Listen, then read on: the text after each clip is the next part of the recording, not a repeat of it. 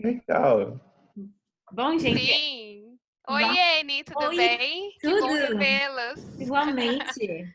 Uhum. Enfim, então, boa noite todo mundo, boa tarde para os que estão aqui em Nova Orleans.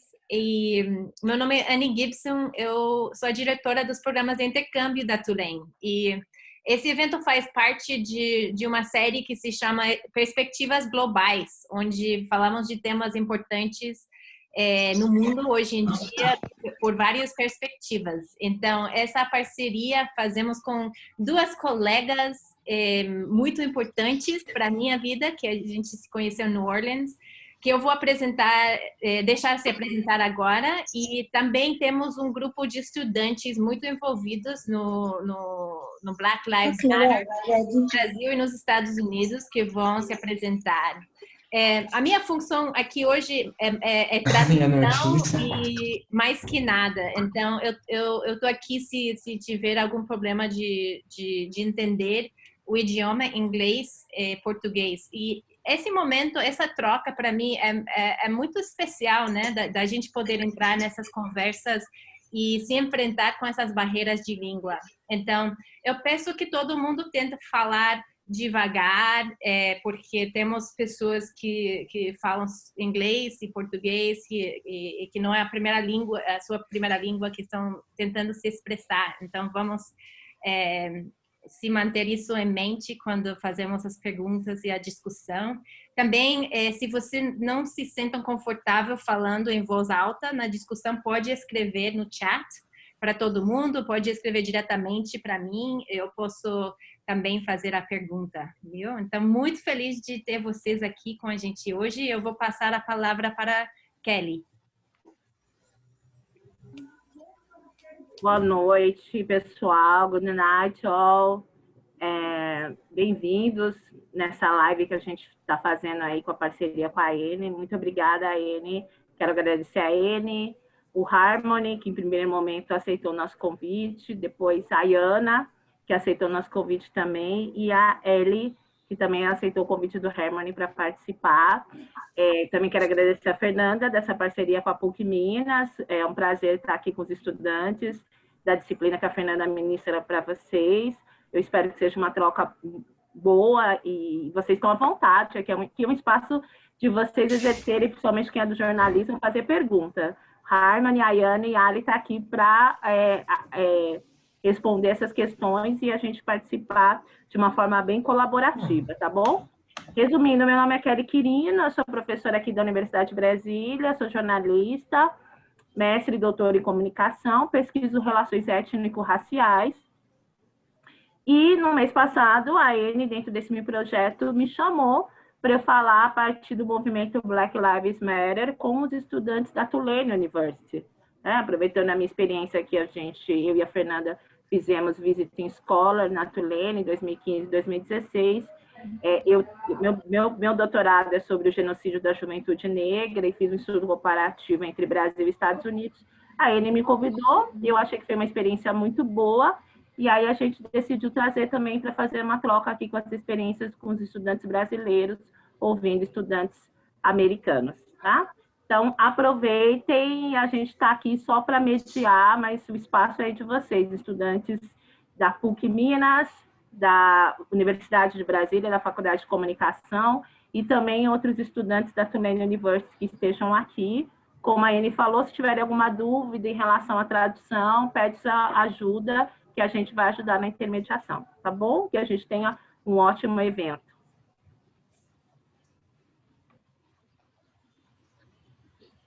Oi, pessoal. Boa noite no Brasil. Good afternoon in the United States. É um prazer estar aqui. É uma grande honra para mim estar falando juntamente com duas grandes amigas, a Kelly Quirino e a Eni, e poder contar com a ilustre participação da Ellie, da Yana e do Harmony, para poder contar um pouco para a gente sobre essa vivência, discutir a questão do movimento negro no Brasil e nos Estados Unidos.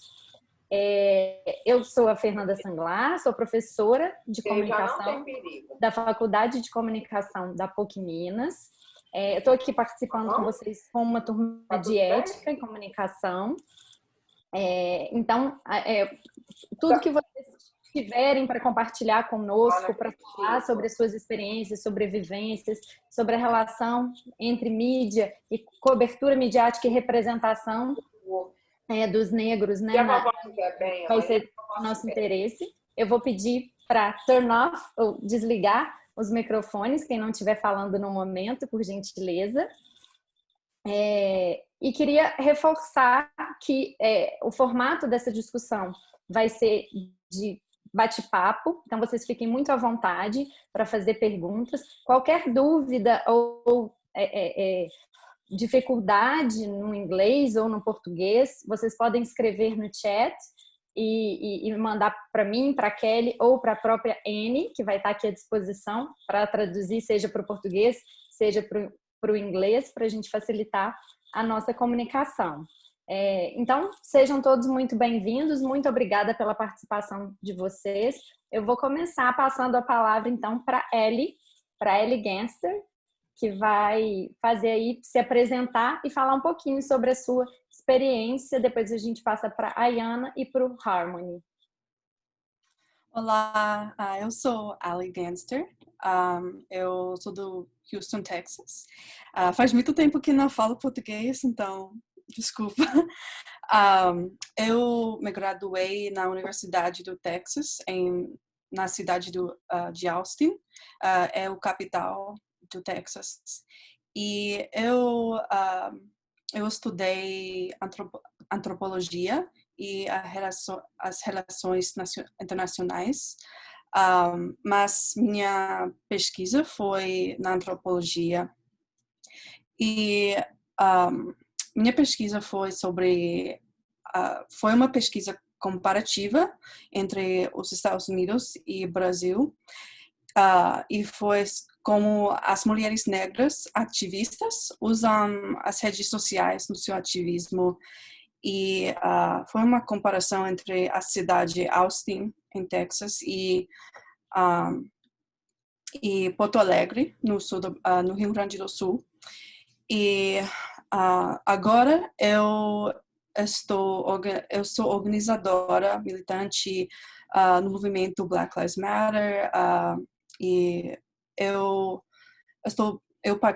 participo num grupo que se chama 401 ou 401, e é uma organização que quer fazer conexões entre a diáspora africana, e agora eu sou organizadora com elas, como grupo, mas o ano próximo eu vou fazer meu doutorado na antropologia, e eu quero fazer pesquisa sobre a resistência negra, as dimensões transnacionais e de gênero, do vigilância, policiamento e encarceramento. Eu não sei a palavra correta, mas acho que Tá certo. Sim, tá certo.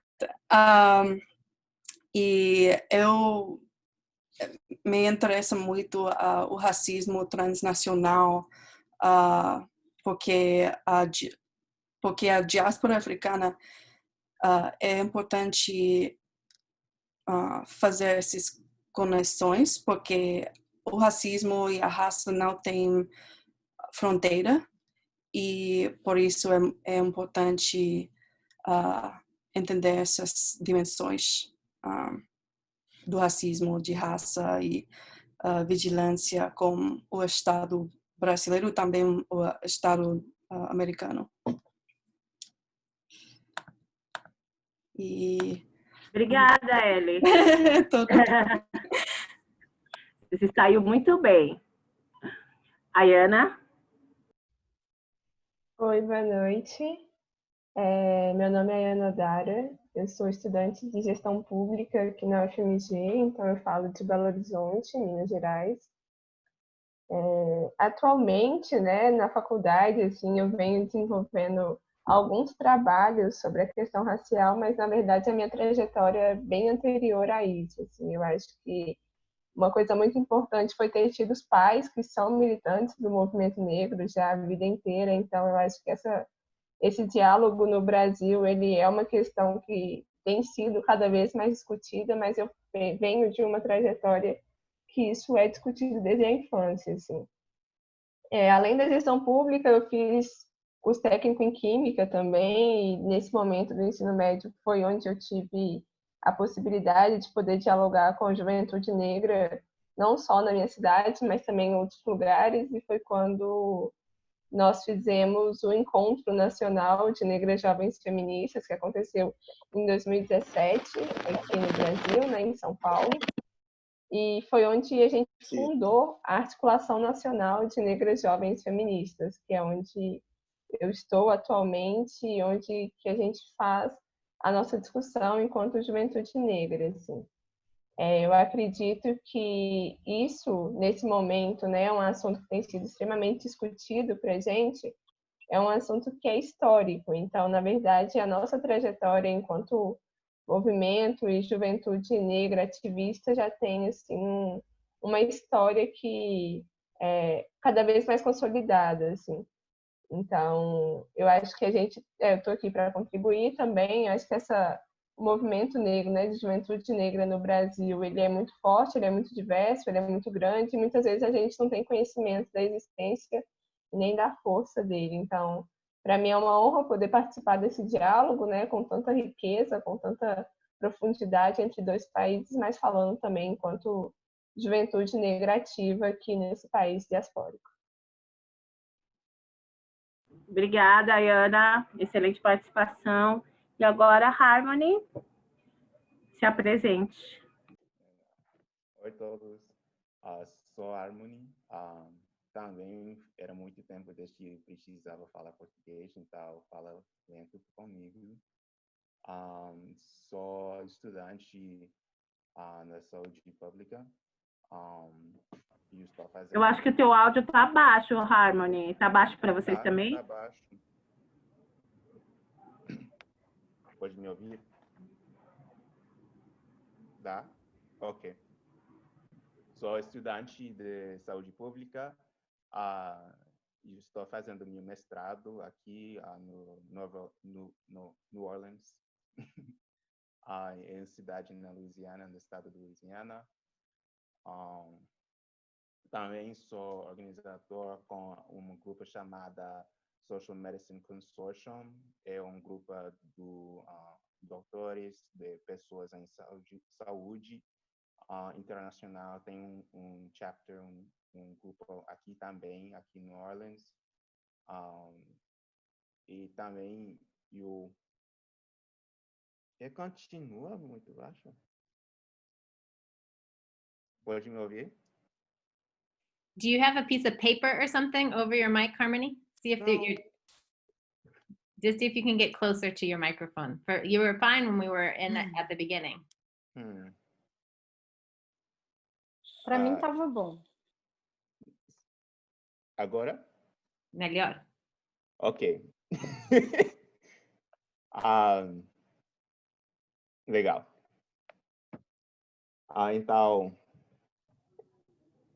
Talvez seja melhor você começar do início, porque as pessoas não conseguiram entender direito, porque estava muito baixo. Por favor, Harmony. Reinicia? Ok.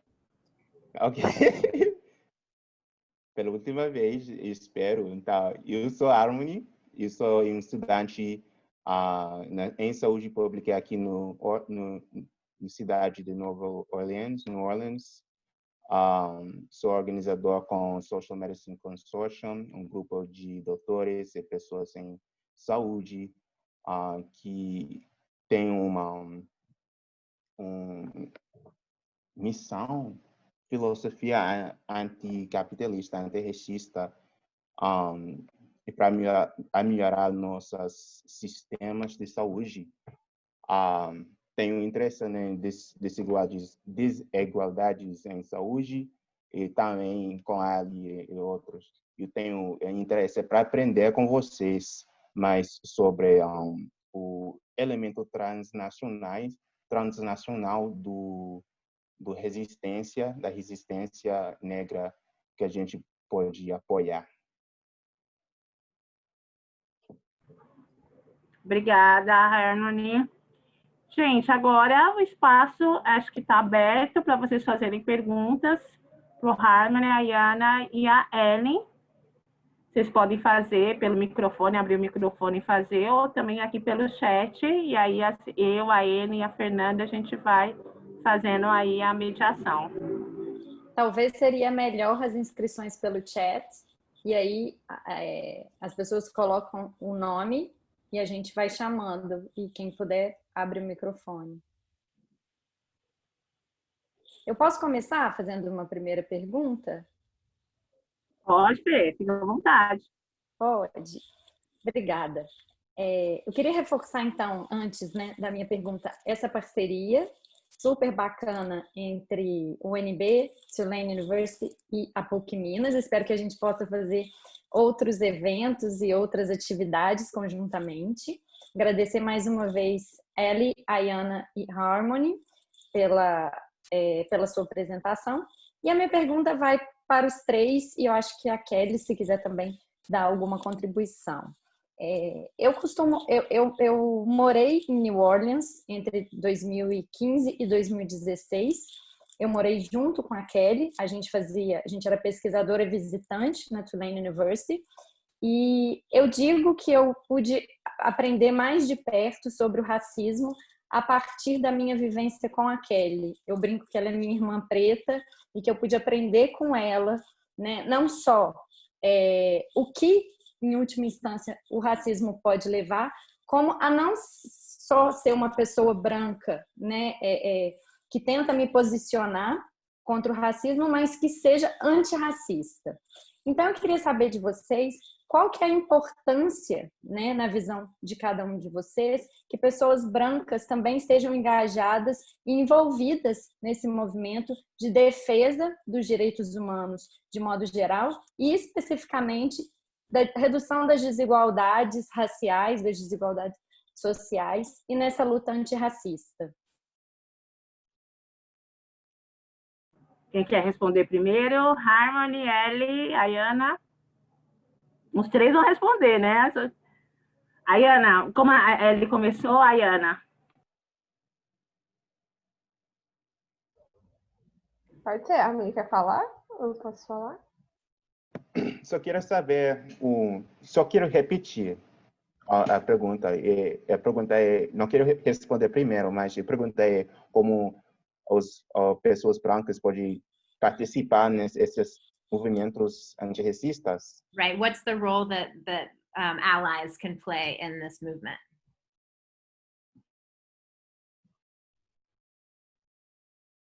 Acho que você pode começar respondendo, Ayana. Tá ok.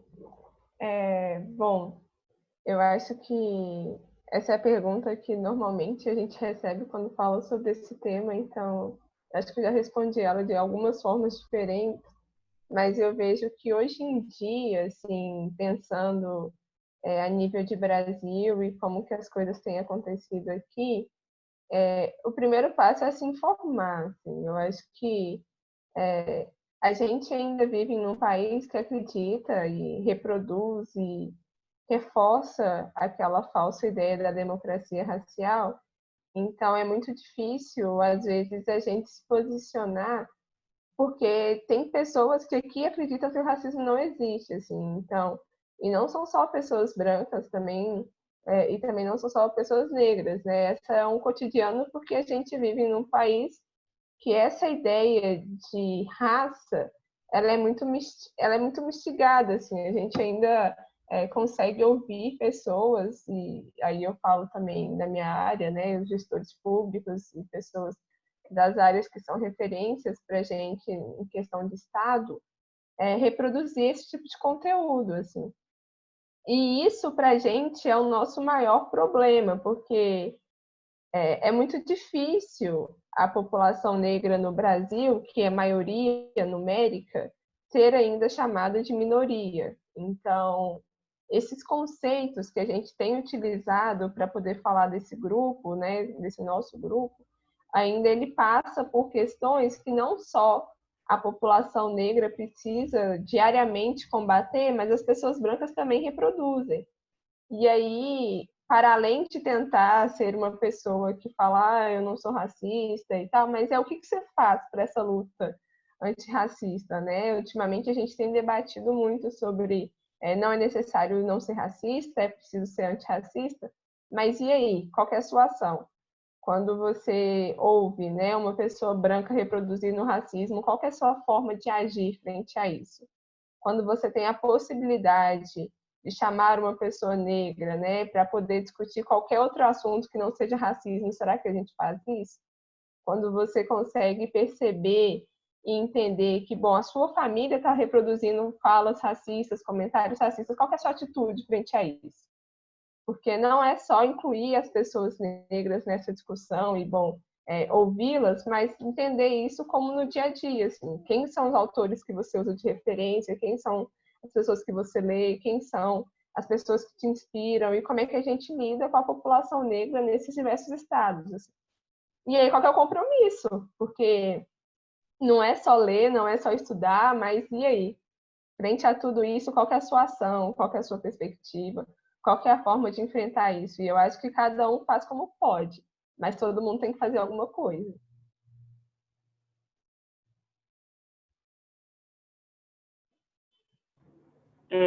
Harmony? É perfeito, né? Acho que não é só estudo, é ação também. Eu não sei como responder para pessoas brancas no Brasil, porque o contexto é um pouco diferente, né?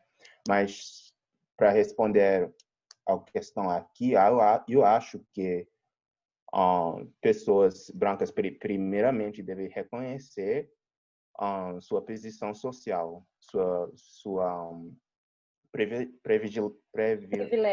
é isso. Mas não só parar com isso. Dá para falar, e dá para tomar ações em suas redes. Redes da? Ok, redes. Se você quiser explicar em inglês e aí ele traduzir, fique à vontade, Harmony. Okay, that works too. So what I really wanted to say, Vanessa looking at me, you tentava, Vanessa. So one of the things I wanted to say was that one, look at your social position. Olha a sua posição social. Understand that. And the next thing is listen to, Black and brown leaders and organizers and really kind of, don't come in with your own idea of what needs to be done. Really, truly listen to, those who are oppressed, what they're saying. É importante ouvir as pessoas que estão, as pessoas negras e que estão se organizando também e realmente ouvir o que eles estão falando, ouvir a maneira em que eles se expressam, as experiências que têm, a maneira em que as ideias que colocam para frente, para as vozes dessas pessoas também serem ouvidos. And another thing, I have so many thoughts. I could go on and on for this, but we can circle back around too if y'all want, because I have a whole laundry list. Go ahead and say 2 or 3 more things, and your Portuguese is actually Okay. pretty good, so feel fine doing Portuguese too. Ok. E também outra coisa que eu quero ajudar é muitas vezes eu acho que as pessoas brancas vêm com um sentido de como se chama? Guilt? Tá. Vergonha. Vergonha, isso. Vergonha. Então, se suas ações vêm de um sentido de vergonha, não dá. Você não pode fazer ação de uma posição de vergonha, né? Tem que actuar de forma de fazer mudança. Uhum. Não dá. Porque muitas pessoas acham que, para ser antirracista, eu tenho essa vergonha e eu preciso I have so much to say. I want someone else to like add on before I go on a rant, you know? Ok. I'll gather my thoughts. Ele tem muita coisa para dizer, então ele vai voltar. Mas vamos ouvir de Ali e depois Kleber. Sim.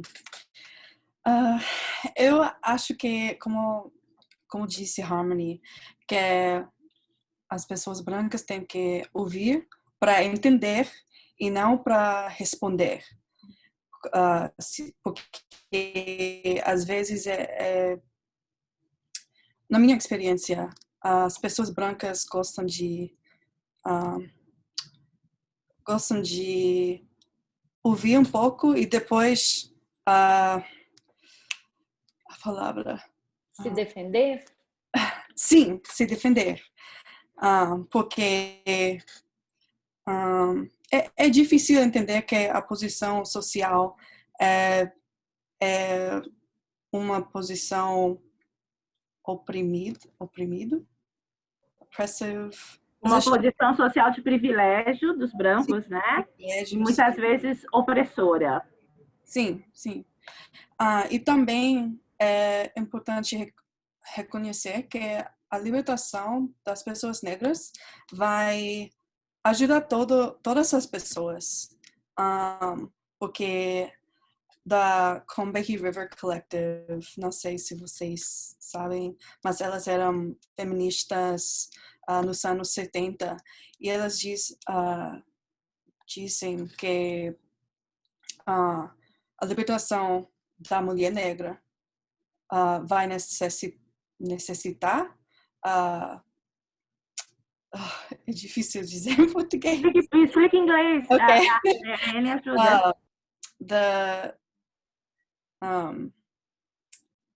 Basically they said that if Black women are free, that our freedom would necessitate the destruction of all systems of oppression. Se você liberar a mulher negra, que todos os sistemas de opressão se libertam, porque a mulher negra como a figura que recebe mais opressão, libertando a mulher negra, você liberta muito dos sistemas de opressão que existem. Sim, porque vai ter eliminar o sistema de capitalismo, do patriarcado, racismo, tudo isso. Assim. Excelente, Eli. Excelente, excelente. Eu corroboro com o que eles falaram, né?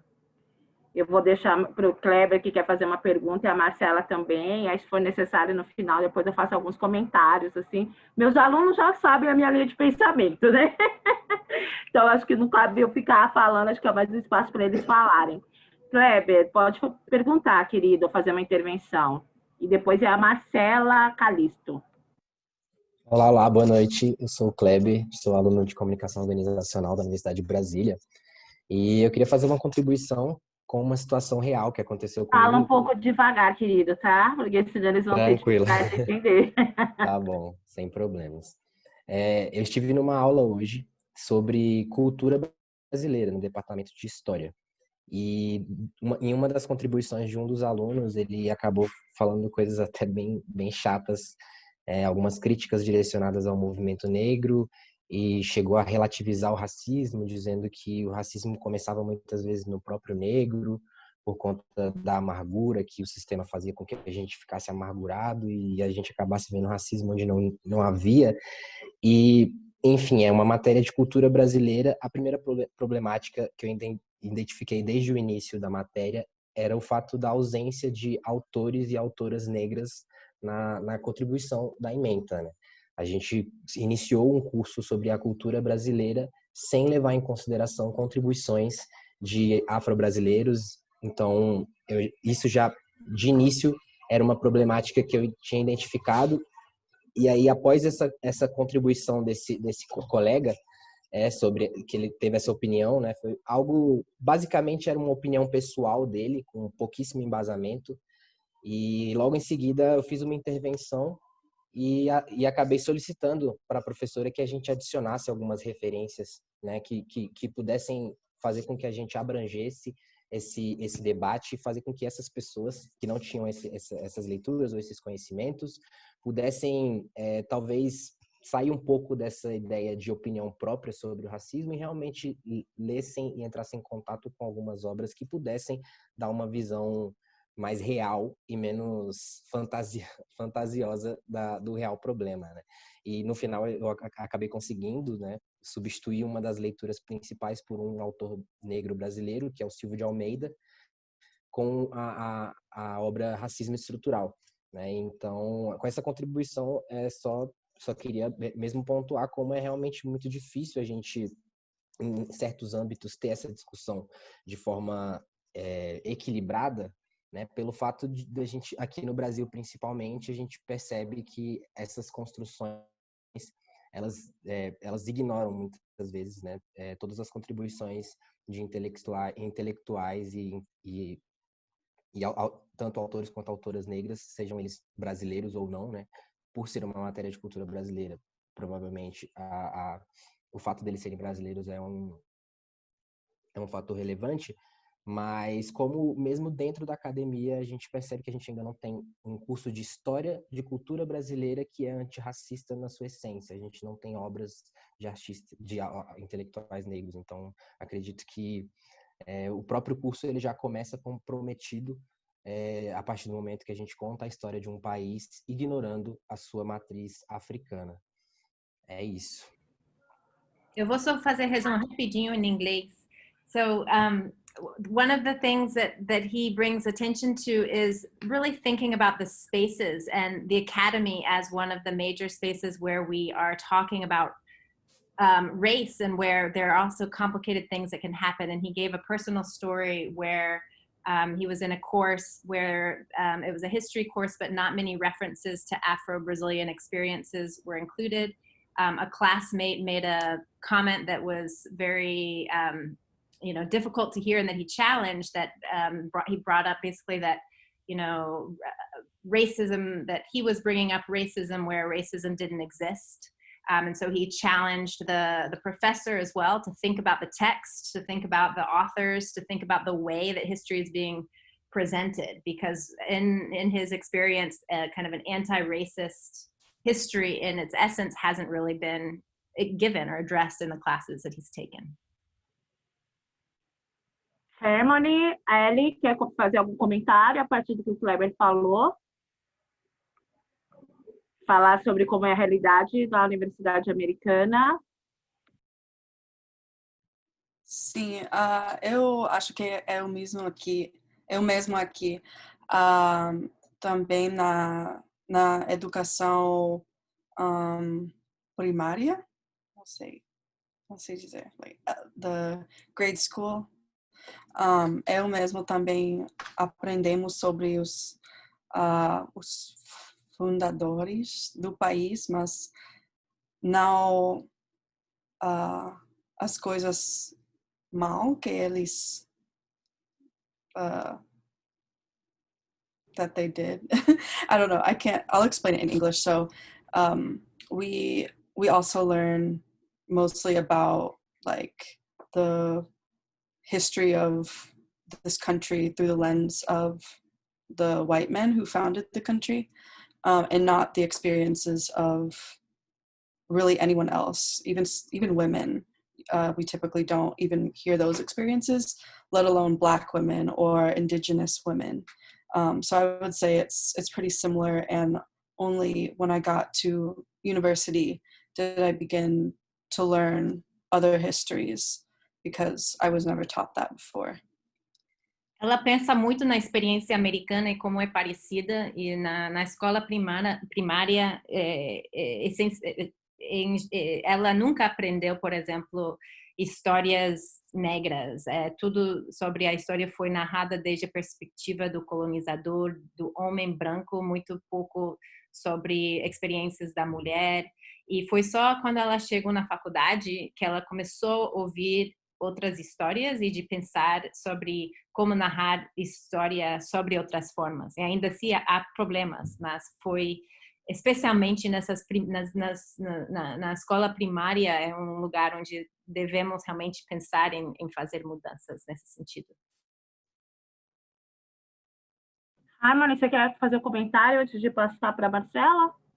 É a mesma coisa que a experiência. Minha experiência é a mesma, que não fosse até a universidade que eu aprendi outras histórias. E também não fora aulas de história geral, fora em aulas de critical race theory que eu aprendi de outras histórias das Estados Unidos. Ele fala critical race theory, que é como uma carreira particular aqui sobre críticas da raça. Então, não é uma carreira em si, mas são aulas que temos aqui que se enfoca em temas sobre raça, sobre diáspora, sobre feminismo, por exemplo. Então, foi nessas aulas que ele começou a aprender um pouquinho mais, que nas aulas de história em geral, eram essa história narrada branca. Ana, você quer fazer algum comentário a partir do que o Kleber falou? Você, enquanto mulher negra que nasceu e cresceu no Brasil. Bom, eu acho que é só para te dizer que eu passo pelas mesmas coisas, assim. Eu acho que o espaço da universidade é um espaço que a gente se depara com, não só a universidade, né, a escola também, mas a universidade a gente se depara com situações que muitas vezes a gente para pensar, assim, não é possível que eu estou aqui ouvindo isso, assim, nesse contexto. E aí esse exercício nosso também de conseguir debater para poder causar essa mudança. Então, que bom que você conseguiu dialogar e tudo, e conseguir colocar, né, incluir Silvia Almeida, que, enfim, tem trazido grandes contribuições para a gente nos últimos tempos nesse debate de racismo estrutural, mas também quando é que a gente vai fazer com que isso se torne realmente uma prática, né? Assim, para que as pessoas, os nossos professores, enfim, as pessoas desse contexto que são responsáveis pela formação consigam trabalhar com essas referências de uma forma cotidiana. Assim, eu acho que eu tenho passado pelas mesmas coisas, eu enfrento a mesma coisa.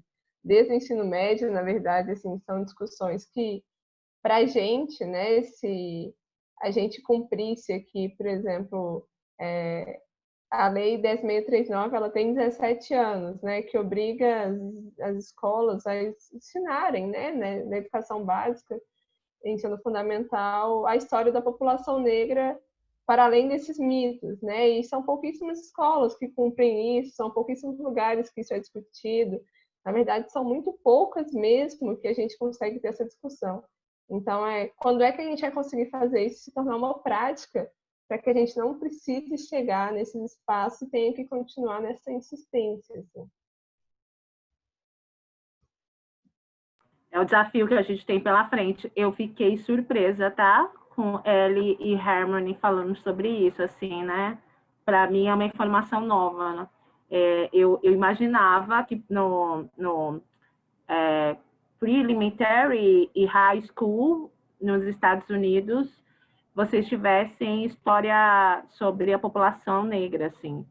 Para mim é uma informação nova, assim. Infelizmente, é uma realidade parecida com a realidade que a gente vive aqui no Brasil também. Marcela Calisto quer fazer uma pergunta? Você pode abrir seu microfone e fazer a pergunta, ou se quiser fazer no chat, fica à vontade. Okay. Você é sua aluna, né, Fernanda? Sim, boa noite. Vocês me escutam? Sim, não quer abrir o vídeo? Sim. Pode! A gente fica meio tímido, mas pode, não tem problema, tá? Tá me vendo? Olá, Lembrar de falar noite. devagar.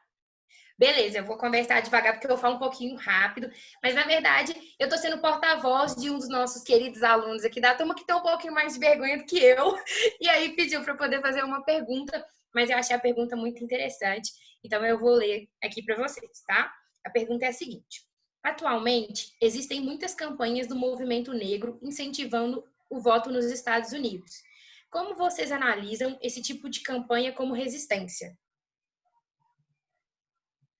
So the question is about voting in the U.S. and the different movements to get people to to organize the Black vote or things like that. Do you see that as a form of resistance? How do you see kind of politics playing into this? Herman, quer começar? Eu vi você rindo. Acho que você tem uma opinião sobre. Posso tentar. Então, tem muitas perspectivas disso. Então, a minha opinião, eu acho que o voto não dá muito, né? Porque se a gente vai pensar sobre os Estados Unidos como um experimento de supremacia branca, na verdade, se o sistema é corrupto, se o sistema é racista, não vai mudar muito o que vai ser presidente. Mas, ao mesmo lado, eu acho que para votar é importante, mas para mim, sua estratégia não pode começar nem terminar com o voto. O voto só não dá muito.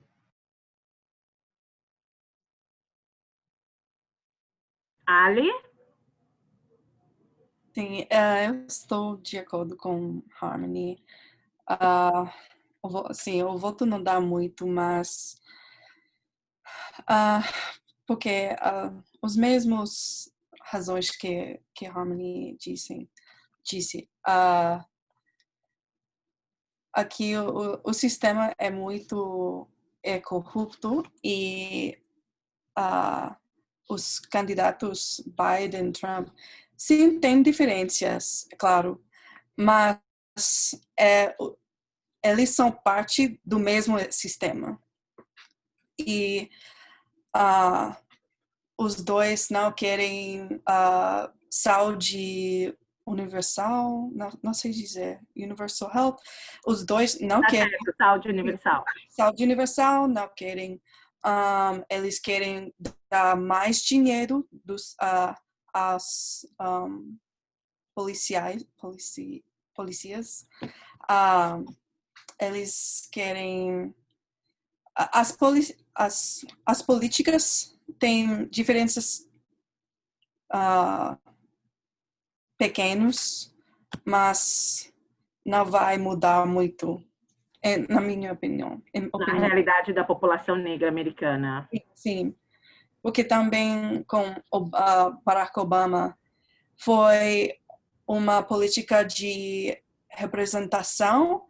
Que legal, temos um presidente negro, mas não muito vai mudar. Sim, not many changes with him. Desafortunadamente. Sim. E é interessante o que você falou, porque realmente Barack Obama foi presidente. Quando ele foi eleito em 2008, a população negra realmente vibrou muito, mas o Black Lives Matter surge durante o governo Obama, né? Ele Sim. surge em 2013, né? Então, assim, a violência policial ficou extremamente escancarada durante o governo Obama contra a população negra, né? Então, não ter só um presidente negro não resolveria as questões raciais nos Estados Unidos, né? Como ficou comprovado. Acho que quem quer perguntar agora é o Felipe, né, Felipe? Felipe Alemar, né? Meu aluno. Pode falar, Felipe. Fale devagar. Tranquilo. Boa noite a todas e todos. Meu nome é Felipe, também sou estudante É um prazer de ter aula com a Kelly, estudante de comunicação organizacional aqui da Universidade de Brasília.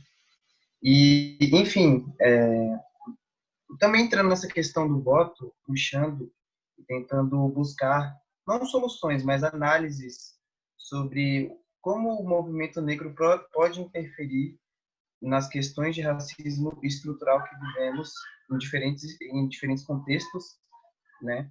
Gostaria de perguntar o que vocês consideram, tanto aqui no Brasil quanto nos Estados Unidos, da importância dos movimentos culturais, principalmente movimentos culturais pretos, nessas construções racistas.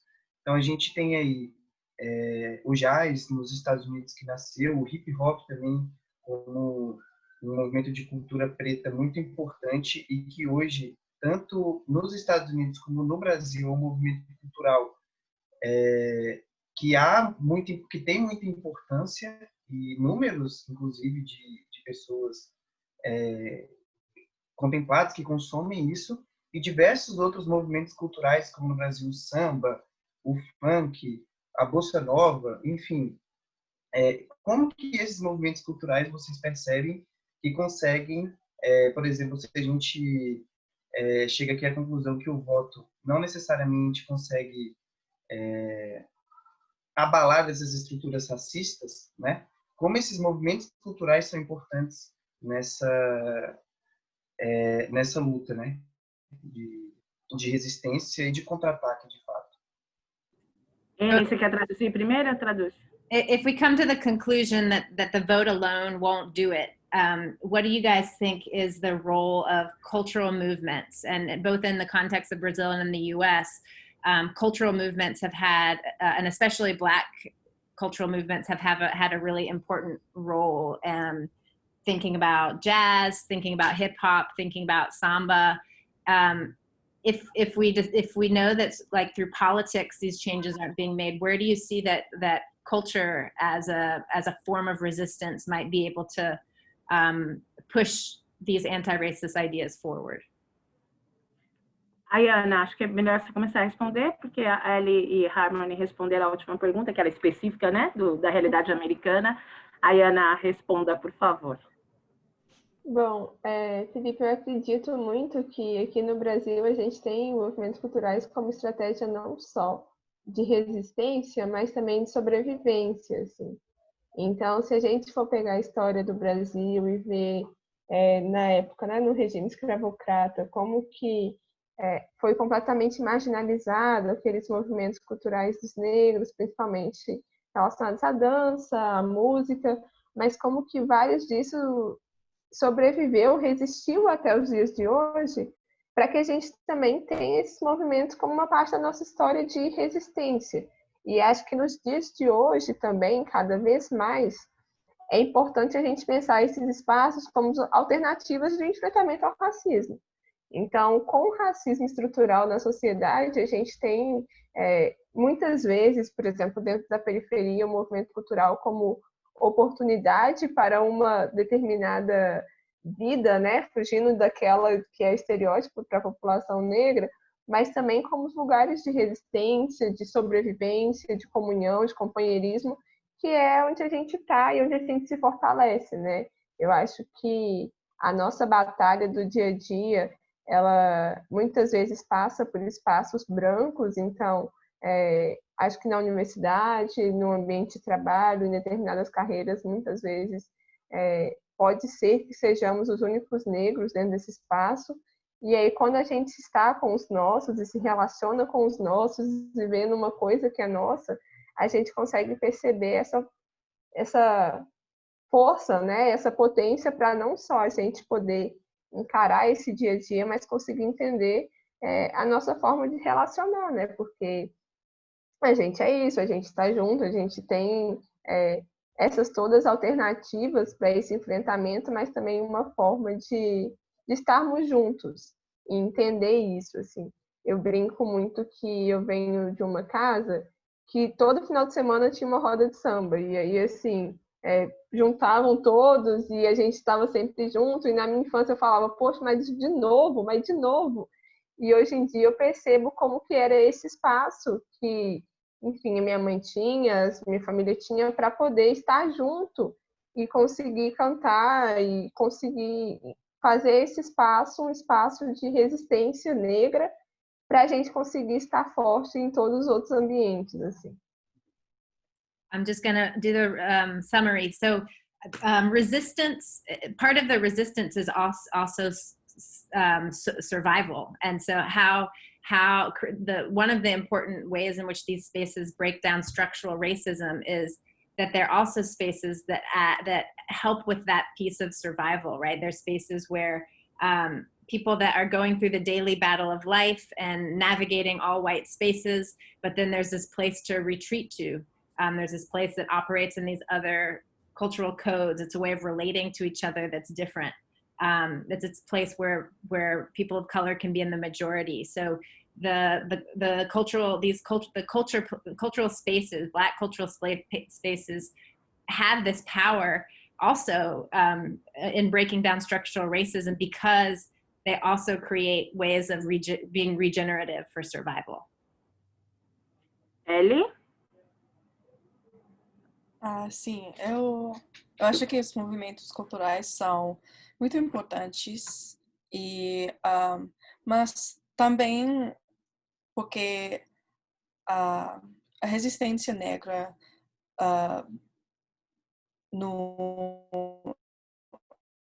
na cultura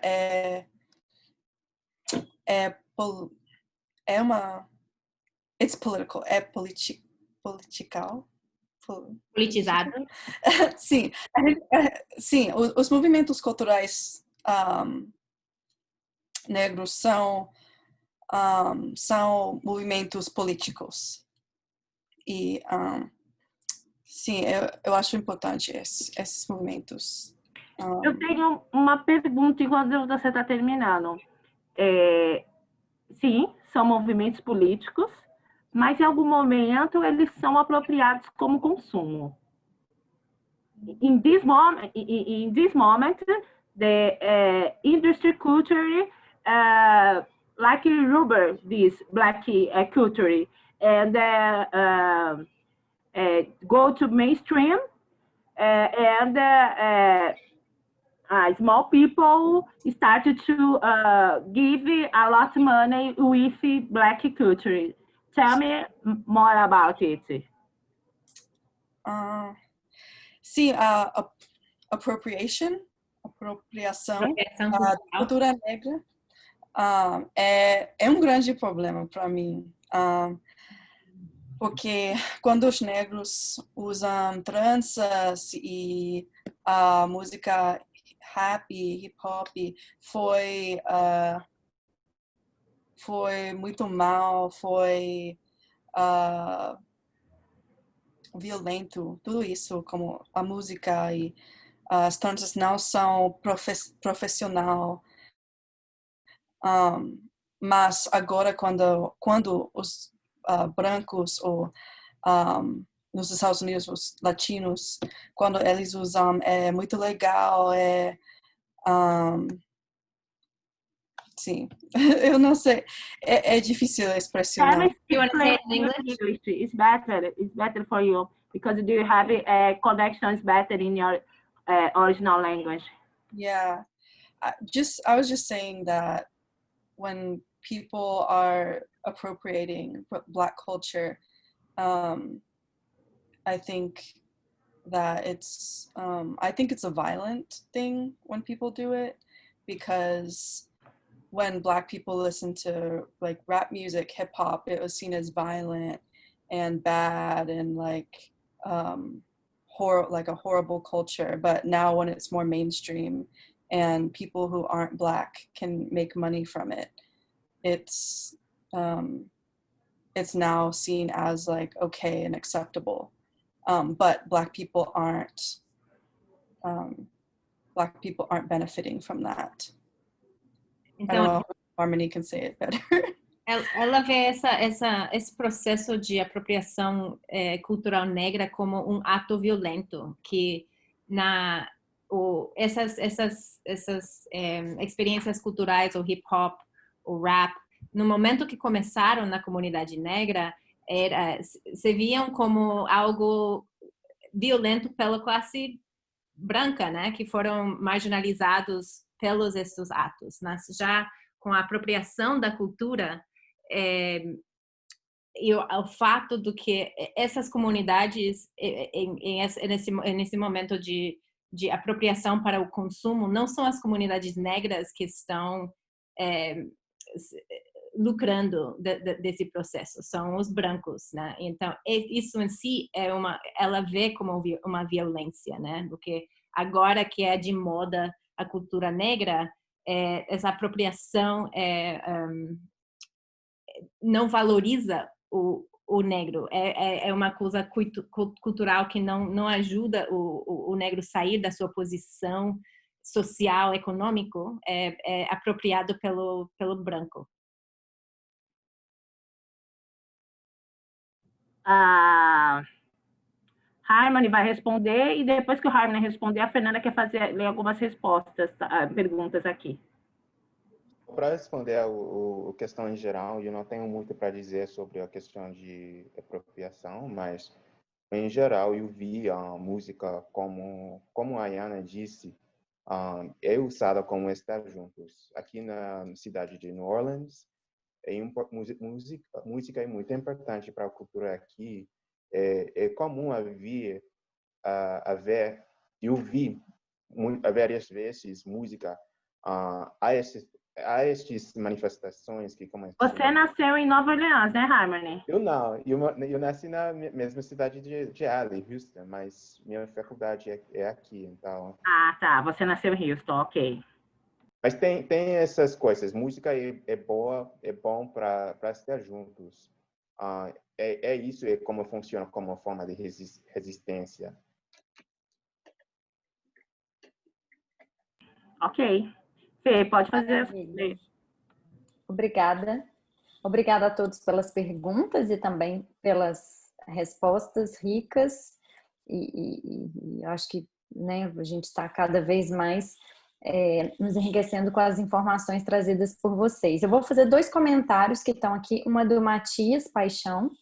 Ele falou que ele nunca teve aula específica sobre história negra, sempre dissolvida, né, em outros conteúdos. Ele nunca teve um subject, né, uma matéria sobre isso em nenhum nível de estudo, né? Os professores sempre quem são os responsáveis por colocar, né, essa pauta em sala, né? Mas nunca o sistema, né, colocou, né? E mais na faculdade que ele começou a ter pautas mais consistentes, a discutir mais sobre isso, né? E nas aulas.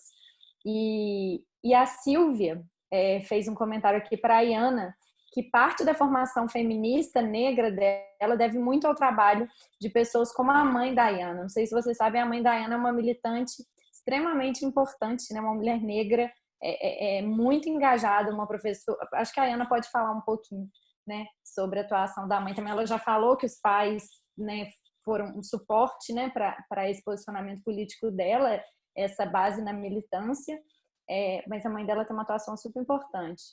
E aí a Silvia continua dizendo que a chegada de gente jovem da geração da Ayana, né, da geração de todos vocês que estão aqui nesse movimento, é algo que renova as esperanças. Concordo com a Silvia. Eu vou pedir para a Ayana falar um pouquinho, né, se ela puder falar também do trabalho da mãe, que eu acho muito interessante. Eu já emendo numa pergunta que eu gostaria que depois tanto a Ayana quanto o Harmony como a Ellie, se pudessem falar a respeito de como se veem, né, representados nos meios de comunicação nos Estados Unidos e no Brasil. Como a mídia, em geral, representa os negros? Como vocês fazem essa avaliação? Seja no cinema, seja no jornalismo? Ayana. Bom, obrigada, vou começar respondendo. Obrigada, Silvia, eu acho que muitas pessoas me falam sobre isso, eu considero uma responsabilidade gigantesca ser filha dos pais que eu tenho, e é uma coisa muito interessante, assim, os meus pais, tanto minha mãe quanto meu pai, são pessoas que na juventude, enfim, foram ativistas, né? São ativistas até hoje do movimento negro. Meu pai atualmente é professor na Universidade do Estado, daqui de Minas Gerais, ele dá aula para pedagogia. E a minha mãe trabalha com consultorias, assim, ela faz parte do instituto que chama ODARA, que é o Instituto da Mulher Negra, que Fale é o em nome dos Salvador. pais, Ayana, por favor. Meu pai chama José Eustáquio, ele está aqui na sala aí, ele está por aí. E a minha mãe chama Benilda Brito. Então, são pessoas que são grandes referências, assim, não só para a minha trajetória, mas para a trajetória de diversas outras pessoas. Assim. Então, eu acho que eu e meus irmãos, nós viemos de uma geração que tem esse compromisso histórico, né, por ter estado nessa formação, ter entendido, né, o racismo Então, quando a gente se deparava em situações racistas, muitas vezes na escola ou em outros lugares, claro que todos atingiam da mesma forma, a gente nunca está preparado para entender e conviver diariamente com o racismo, como ele nos atinge, mas, de certa forma, a gente já estava mais preparado para poder lidar com isso e entender como seria a nossa resposta. E eu acho que, para uma criança, isso é muito duro, é muito difícil você ser uma criança preparada para lidar com situações como essa, mas também faz um total diferencial para a gente poder entender nossos espaços de formação, como que eu alcancei, por exemplo, alguns espaços das articulações negras, como que eu entendi que era necessário mobilizar enquanto juventude negra e como que a gente poderia se organizar para poder fazer com que essa luta durasse, assim, como que a gente vai fazer com que isso fosse levado a outros espaços. Então, por exemplo, no ensino médio, comecei no movimento de conseguir levar essa discussão para dentro da escola, e aí realmente cutucar professor, cutucar diretor, e esse foi um trabalho que foi sendo desenvolvido, assim, e eu acho que vai me acompanhar para sempre, assim, eu acho que esse compromisso que a gente tem, e aqui somos vários jovens negros, né, participando desse diálogo, é de conseguir entender não só o racismo como um problema, mas o nosso espaço enquanto pessoas que têm acesso a essa discussão, a poder debater com as pessoas à nossa volta, assim. Então, são nossos familiares, são as pessoas que muitas vezes não estão dentro desse debate racializado, são pessoas que estão no nosso entorno, e principalmente pessoas negras também, para que a gente consiga discutir isso, mas também ser porta-vozes de todo esse contexto, assim. E, bom, respondendo a Fernanda sobre a representação na mídia, eu acho que no Brasil a gente vive uma coisa bem dura, que é a representação do negro sempre como uma perspectiva ruim. Então, normalmente, quando a gente tem uma pessoa negra utilizada como referência nos meios de comunicações, ela está atrelada a uma coisa negativa.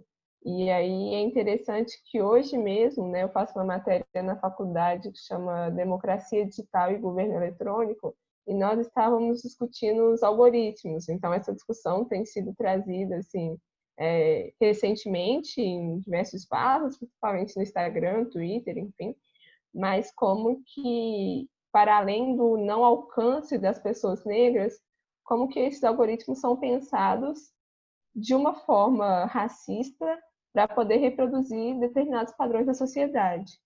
E eu acho que essa discussão, assim, ela é extremamente rica e como que, para além da forma que a gente se vê, eu acho que é a forma que a gente está sendo representado. Assim.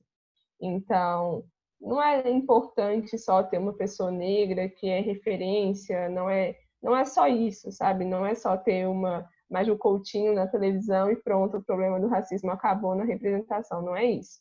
Claro que ela cumpriu um papel extremamente importante, mas como que a gente, por exemplo, a cartilha da Polícia Militar aqui em Minas Gerais, todas as vezes que tem uma foto de um treinamento e as reações que os policiais têm que ter contra os bandidos, traz pessoas negras ilustrando esses bandidos. Então, como que é isso? Assim?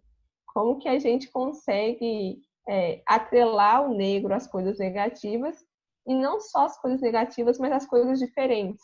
Então, aqui no Brasil, a gente tem um padrão que é o normal, que é a pessoa branca, né, que é a representação do branco, e muitas vezes a representação do negro, quando não está atrelada a uma coisa negativa, está atrelada a uma coisa exótica.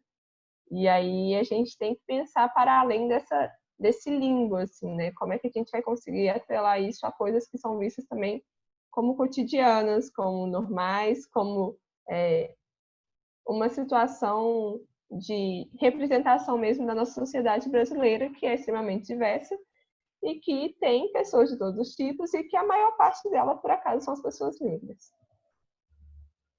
Let me just give a quick summary of some of the things. So she started out and she was talking about the importance of her parents both being in the movement from very young, and so having those points of references when she was growing up and going through school, how it's been so impactful in everything from the way in which she is interacted with schooling or moments in her life where she's challenged in different ways and been around people and in conversation with people regularly that are thinking about creating a change in a movement, and that there's great responsibility that comes with that. And so she thinks about that constantly, about the importance of all of us that are of you all, the students that are in this room, that are in these spaces where we can have these types of discussions, that the realities and the need to engage and push back at times. And so the role of her parents has been so important to her. And then in terms of answering the question about, representations in the media, it's not just the fact of having Black people or people of color that are in primary roles. It's much deeper than that. It's how the way in Brazil that associated the normal is seen is non-Black, is this white. And so until that changes, until that you can start to normalize representation and experience of people of color, there's a big problem. That was a summary. She said a lot more, but that's a summary. Harmony, você quer responder a pergunta da Fernanda sobre a questão da representação nos meios de comunicação?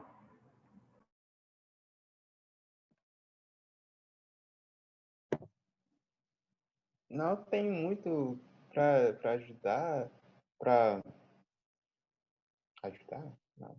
Ok. Sim, só que eu gosto ver mais, eu gosto ver formas diferentes, que não é só uma versão do ser negro. Para mim, o filme Moonlight foi muito importante para ver uma masculinidade negra em um visto diferente. Mas, em geral, eu não tenho muito para ajudar, porque ajudar. Mm-hmm. Yeah, you got it. Mm-hmm. Ellie? Obrigada, Harmony.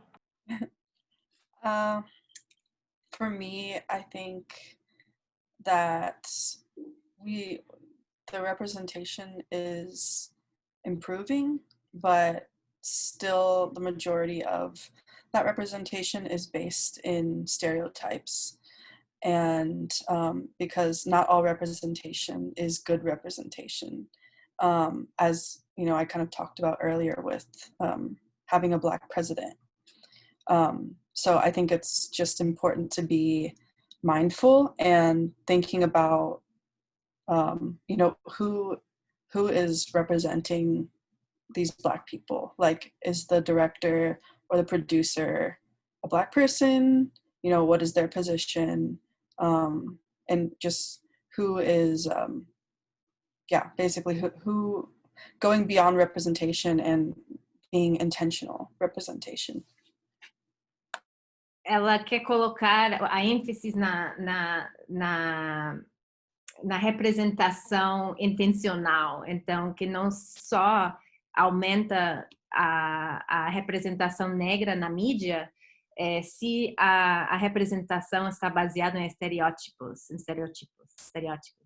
Então ela vê claramente que não é sempre que a representação negra na mídia, que o aumento da representação negra seja uma coisa positiva se essas representações não começam a entrar nesses estereótipos que Harmony e a Yana também falaram. Então, também temos que pensar, ela colocou pensar nos diretores, os produtores, quem é que está dando essa visão na mídia da comunidade negra, que essa intencionalidade é muito importante. Obrigada, gente. Michael Henrique, agora é você. Oi, boa noite. A Fê acabou fazendo até uma pergunta, mas estava anotado aqui você. Pode fazer a pergunta. Tá ok, vocês estão me ouvindo? Então, a minha pergunta tem bastante a ver com a questão da Fernanda, até porque eu sou muito envolvido e interessado pela questão da cultura, da produção cultural, porque desde muito jovem eu escrevo, sou escritor e produzo conteúdo hoje em dia, conteúdo cultural e afins. E eu me lembro muito bem de que quando eu era mais novo, por exemplo, eu nunca tive, assim, na minha vida corrida, digamos assim, eu nunca tive nenhuma grande experiência de viver um racismo de alguém direcionado a mim. Mas eu lembro que eu tinha pensamentos ou posicionamentos em relação a mim mesmo que claramente eram impostos pelo sistema, né? Eu me lembro quando eu era bem pequenininho, eu via as figuras masculinas na TV, né? E vinha aquele pensamento de que aquele era o padrão da pessoa bonita ou da pessoa bem-sucedida, da pessoa que tem um bom alcance, uma realização, e eu não me enquadrava naquilo. Então eu nunca poderia ser eu nunca poderia ter aquelas conquistas, eu nunca poderia ser daquela forma porque eu não me enquadrava naquele padrão. E aí, se a gente for especificar ainda outras características, né? Porque as pessoas elas não têm só uma característica de cor de pele ou de gênero, de sexualidade, são várias coisas conectadas, né? Se a gente for ramificando mais ainda, essa representação cultural fica cada vez mais escassa, né? E aí, eu tenho hoje em dia um pensamento, eu não sei se vocês concordam comigo, mas eu tenho um pensamento de que não é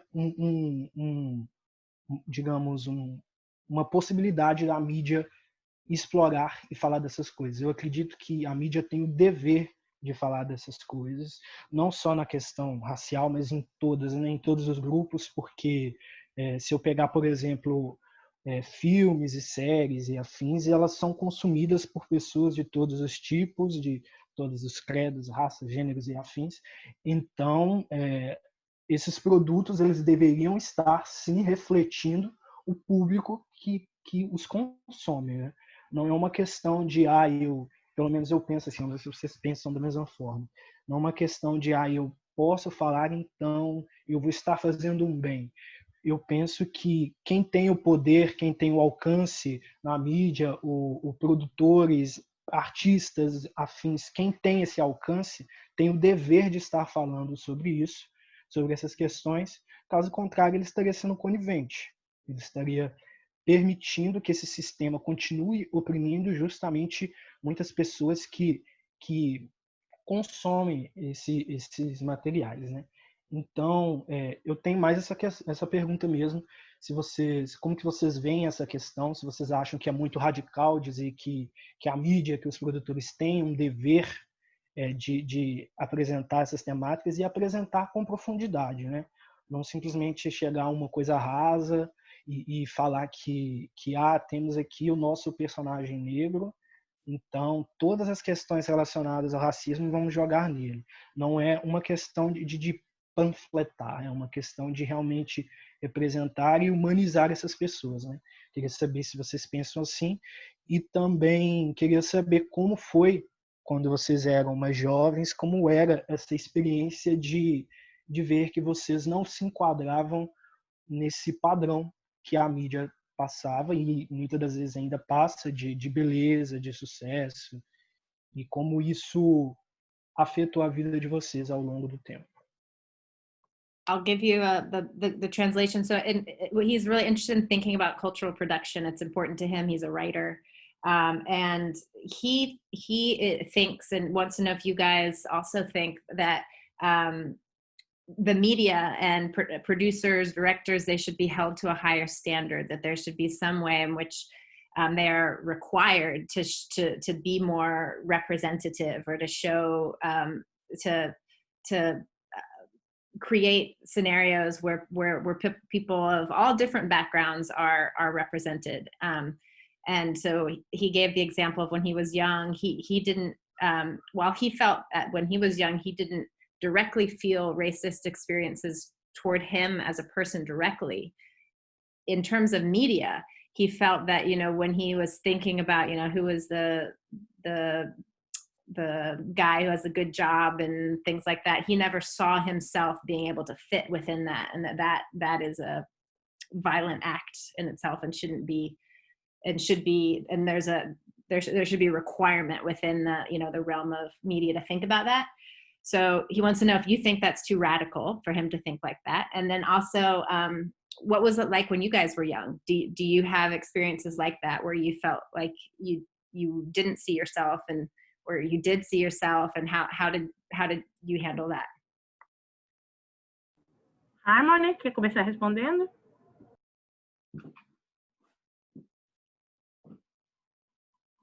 Tô pensando. Então, eu vou deixar Ellie.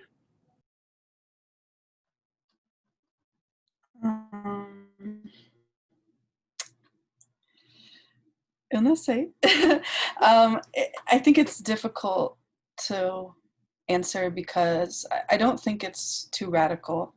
But I think that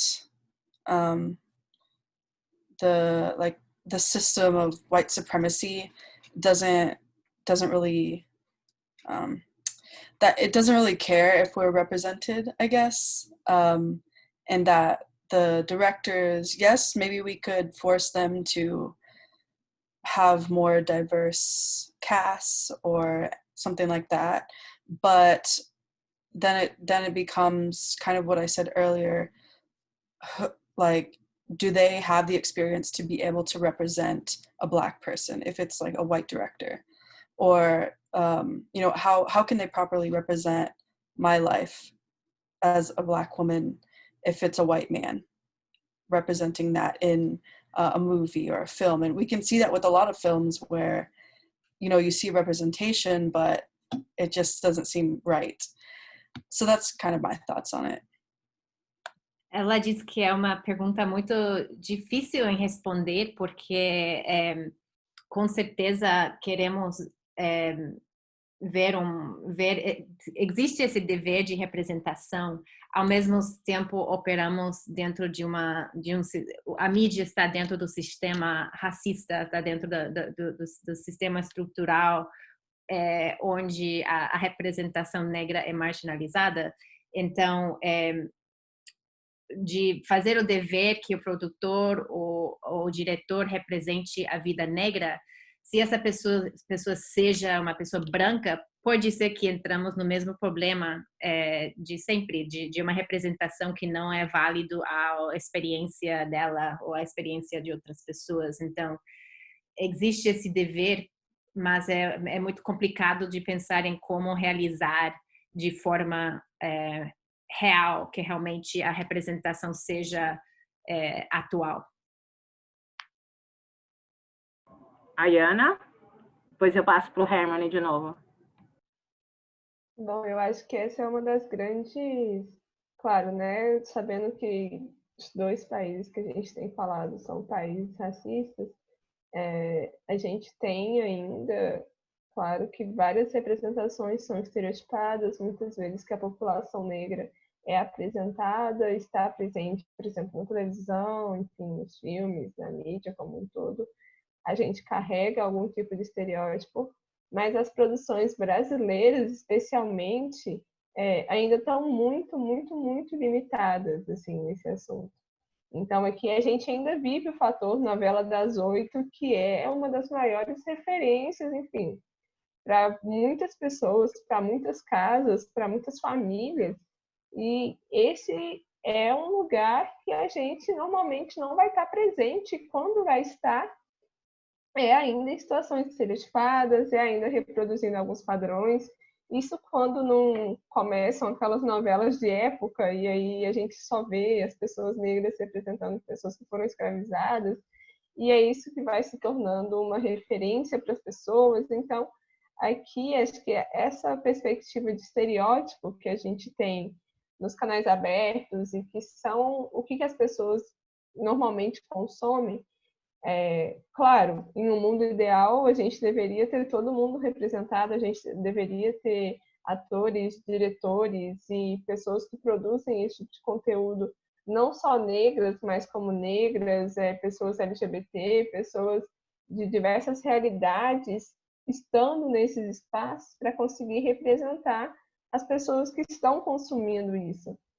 Mas uma coisa que o sistema capitalista entendeu é que as pessoas vão consumir. Então, por exemplo, não necessariamente a mídia, mas um debate interessante sobre esse assunto é, por exemplo, a questão do cabelo. Então, assim, quando a gente pensa que, sei lá, na minha infância eu era conhecida como a menina de tranças da escola e que só tinha eu com esse cabelo, e era isso, assim, era uma pessoa negra e todas as minhas amigas tinham cabelo alisado, e era isso. E aí, na minha adolescência, para minha juventude, a gente começou a ter mais meninas negras que estavam com esse tipo de cabelo e tal, e aí as representações que foram surgindo a partir disso, dentro das marcas que produzem esse tipo de produto, não porque ela está interessada no discutir antirracista, mas porque as pessoas vão consumir, elas vão gastar o dinheiro delas com isso. E aí as pessoas começam a se mobilizar para poder criar esse tipo de conteúdo. Mas não é o interesse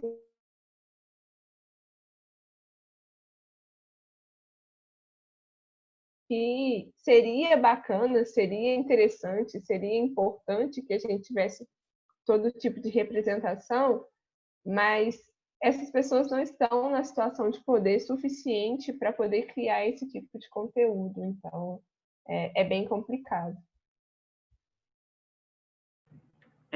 Harmony, quer responder? E, sim, também como Ali, eu acho que se a gente veria, like, if this were to be a requirement, I don't know if we're going to get the representation we need to get. I feel like I'd like to see it as a norm, for sure, but not necessarily as a requirement. Ele gostaria que chegasse a norma em vez de dever, porque se é dever, talvez não chegue a ter a representação diversa que ele gostaria de ver. And also, as far as like, I was trying to think about like my childhood and like, you know, I just never really noticed. Not that I didn't notice it, but it was one of those things that like, until you see representation, you almost don't like realize you had it because you're just kind of like, okay, yeah, I just don't see myself in the media. Mm-hmm. E ele estava pensando sobre a infância dele e ele realmente naquela época não se deu conta que quando você nunca se vê, você não se dá conta até mais tarde, quando você se conscientiza um pouco do que isso era a realidade, não tinha que ser assim. Então foi algo que aconteceu mais tarde que ele se deu conta do que como menino ele não se via representado. Mas o que eu lembro é BET, Black Entertainment Network. Quando era criança, esta rede no mídia sempre tinha negros representados. Era um canal específico para representar negros. E na realidade, quando eu vi pessoas negras na televisão, quando eu era criança, fosse esse canal que eu vi pessoas. Fê, pode fazer a pergunta aí da Débora, por favor? Obrigada, Ayana, Harmony e Ellen.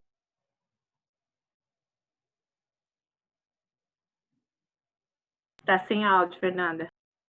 É porque eu tô procurando ela aqui no chat. Achei. Oh.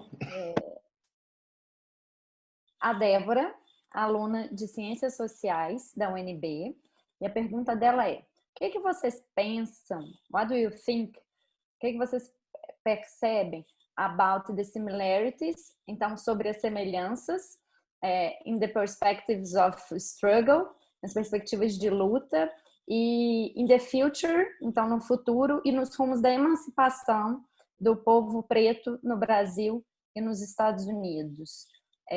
Ou seja, directions for the emancipation of the black people in Brazil and USA.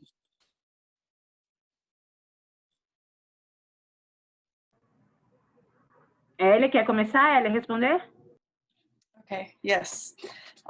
So my research is about this subject in some ways, and also my personal politics.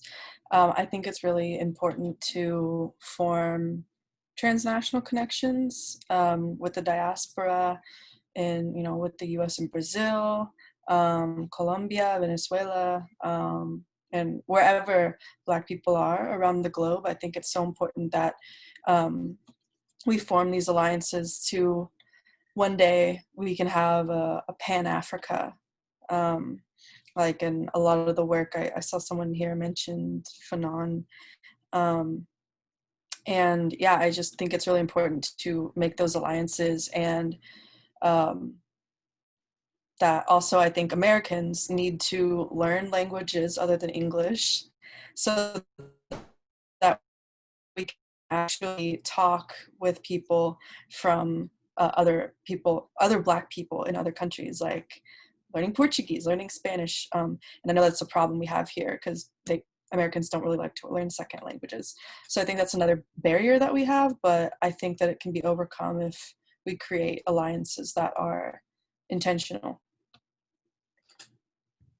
Para ela, essa é uma pergunta muito importante para a pesquisa dela e também para a sua política personal, e a diáspora, as conexões entre a diáspora e as conexões transnacionais são muito importantes. É importante que criamos essas alianças entre a comunidade negra com experiências com semelhanças, mas também diferenças. Ela viu no chat a referência ao pan-africanismo e o Fanon, que tudo isso é importante para a gente pensar em como unir essas experiências e abrir espaço para essas conversas. E também, como experiência pessoal dela, ela pensa em como o americano, especialmente que é interessado na diáspora, língua começa a ser algo importante, que é muito comum o americano só falar inglês, e para poder se comunicar entre a diáspora português, espanhol, francês, é importante ter esses espaços de troca de idioma, que o idioma não seja uma barreira. Faz a do Guilherme, e aí depois eu abro... Ninguém vai mais responder? Ah, não, é verdade. Nossa, desculpa. Harmony. E a Yana? Não sei se eles querem fazer algum comentário. Eu também sou interessada nessas conexões transnacionais. Eu acho que são muitas pessoas para a liberação global de pessoas negras, não só nos Estados Unidos, não só no Brasil, mas pessoas na África. A gente tem muitas coisas que estão acontecendo agora aqui, que a África, no continente, que a gente precisa se ligar. Não sei a palavra. Também, eu acho que minhas políticas pessoais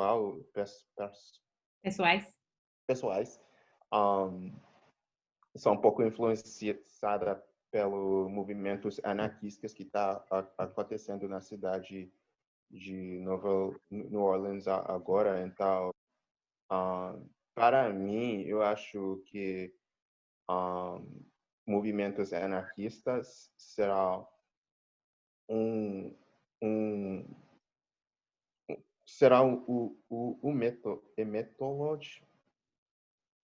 the method, or like the way to kind of move forward. I think an over-reliance on like state solutions can be detrimental.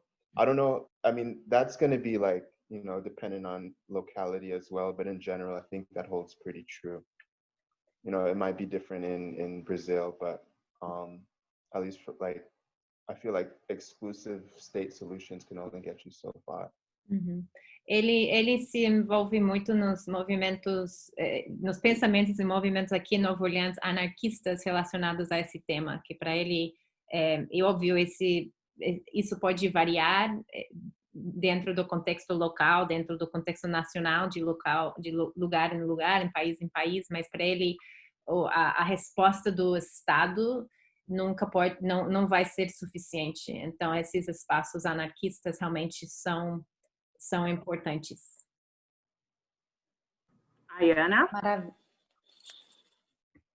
Eu acho que enquanto conexões também que a gente vem desenvolvendo na diáspora, é importante a gente entender as histórias, né, dos outros países que também receberam a diáspora africana, até para a gente pensar o que a gente está chamando de emancipação, assim. Então, é claro que a nossa história no Brasil é uma, mas são outros países, vários, que têm população negra, que também vieram de África, que também viveram movimentos e ainda vivem em uma estrutura racista, mas que a gente vai se ligando, e claro, muitas vezes a gente já está fazendo coisas similares enquanto movimentos negros e que a gente não tem conhecimento. Então, claro, a língua muitas vezes é um desafio, a diferença, enfim, a distância muitas vezes é um desafio, as diferenças diversas que a gente tem culturais também são desafios, mas enquanto população negra diaspórica, a gente tem várias conexões. E isso, muitas vezes, é o que vai fazer com que a gente consiga esse diálogo de emancipação a nível internacional. Assim. Então, eu acho que conhecer a nossa história, mas conhecer as outras histórias também, e se ligar a partir do que a gente tem acesso. Hoje em dia, a internet é um mundo, né? A gente consegue fazer um pouco de tudo aqui. E isso vai fazendo com que a gente crie essas conexões para conseguir ampliar essa luta nossa de forma a ficar cada vez mais diversa e pensar mesmo diáspora enquanto um núcleo, e não só países singulares que receberam, mas nós construímos, né, um núcleo de população negra também. Obrigada, Maravilha. gente. Fê. Obrigada, Ayana. Obrigada, Harmony e Ellie, pelos comentários e pela resposta. Eu vou ler a última pergunta que está aqui no chat e depois eu abro para o Felipe fazer a sua pergunta. Acho que a gente pode responder em bloco, pode ser? Together? The two questions? Pode ser? Então, e aí a gente encerra as inscrições para perguntas. Eu queria, né, ficar aqui a noite inteira conversando, mas o pessoal, especialmente da PUC, tem aula agora na sequência. Então, o Guilherme Alves, ele quer saber quando e como vocês se reconheceram enquanto negros.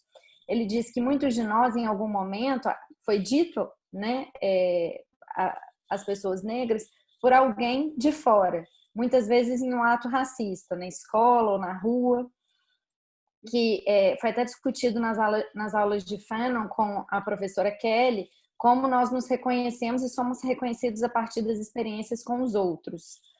A Ayana já comentou um pouco que é filha de pais militantes e que teve essa consciência durante a infância, mas nem todo mundo, né, tem esse mesmo histórico. Então ele quer ouvir como foi essa primeira experiência, se foi na infância, quando foi. Ou seja, when and how did you recognize yourself as a black people? Pode começar, de repente, a gente passa para a próxima pergunta? Passa para o Felipe já. O Felipe já faz a pergunta, então, ele responde em bloco. Isso. Aí termina, eles respondem as duas perguntas. Ótimo. Felipe. Fechado, então. Vamos lá. Também puxando um pouco sem ser essa pergunta do Guilherme, também é muito boa, mas eu acho que foi da Débora, nessa questão dessa conexão, né, entre Estados Unidos e Brasil, e nessa troca de experiência. Como que vocês acham também, tanto no Brasil quanto nos Estados Unidos, que o movimento negro, com todos os seus recortes, complexidades e particularidades, mas, enfim, em geral, consegue conversar com outros grupos étnicos que também sofrem opressão, que, por mais que sejam diferentes, se conectam em algumas violências, né? Como, enfim, povos indígenas, povos nativos. Aí nos Estados Unidos a gente tem os chicanos também como um grupo étnico muito importante. Então, como que o movimento negro se relaciona com esses outros grupos étnicos e qual a importância disso, né? De fato, é importante esse movimento e o que a gente tem conquistado com isso. Desde já também agradecer essa conversa e a participação de todo mundo, assim. Como a professora Fernanda falou, gostaríamos assim, de estar trocando essa ideia por muito mais tempo. Espero de coração que a gente tenha outras oportunidades para fazer isso. Ouviu, N? Arrume outros alunos que eles querem mais debates assim. Beleza, tá ótimo. So this question is about intersectionality. So what other ways are that Black movement intersect with other movements? Should it happen? Does it need to happen? What's it look like in the context of the U.S. and in Brazil? I think, especially with ethnic groups. Right. Harmony, você quer começar?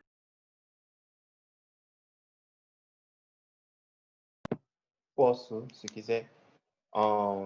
Então, para responder a primeira questão, a primeira pergunta, para mim, como eu reconheço como negro, foi exatamente assim.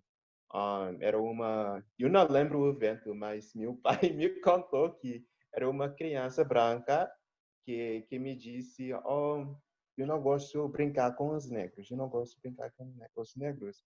E como meu pai contou, eu tomava o cara dela e rubbed her face in the dirt. Eu não sei como expressar isso. Colocou na lama o cara dela. Ele não lembra, mas o pai falou para ele que ele fez isso.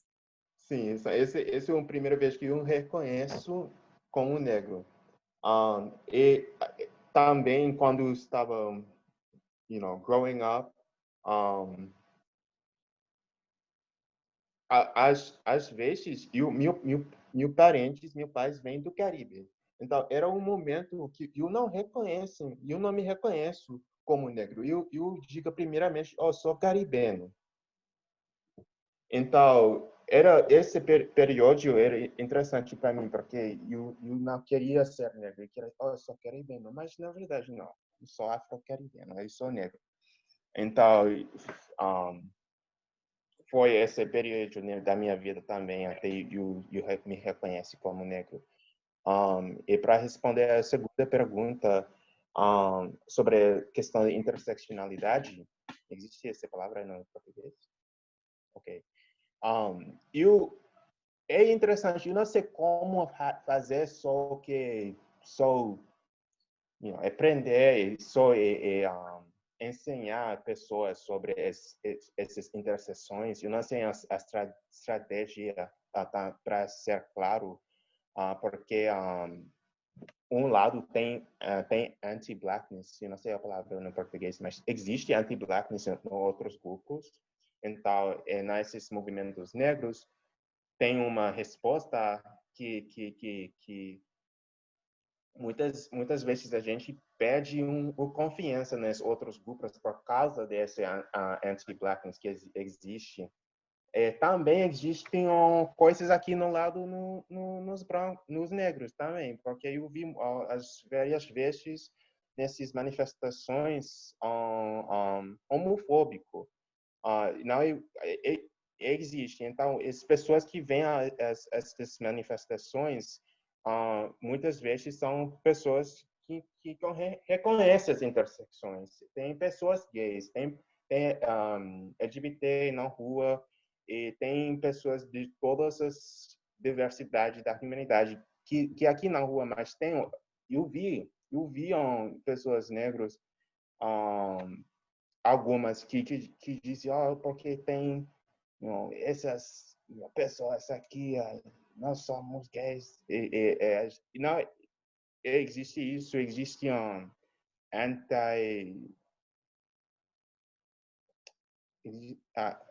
existe sexismo também, então eu não sei como reagir a esses